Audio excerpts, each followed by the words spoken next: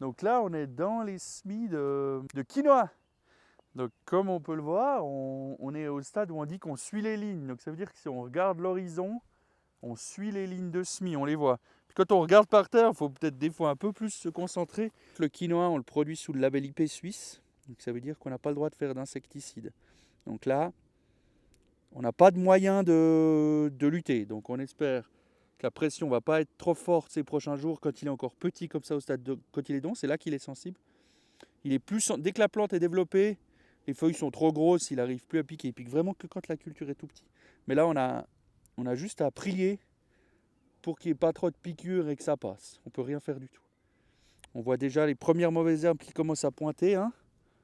Donc il est semé à 37,5 d'interligne entre les lignes. Donc on fait que du travail mécanique pour détruire les mauvaises herbes. Donc en fait on vient passer une dent entre les lignes. On verra peut-être plus tard dans la saison pour détruire les mauvaises herbes qui poussent entre deux. Et on voit quelques piqûres d'altise. Donc là si on regarde cette feuille, on voit qu'elle a été piquée là. On voit les petits ronds.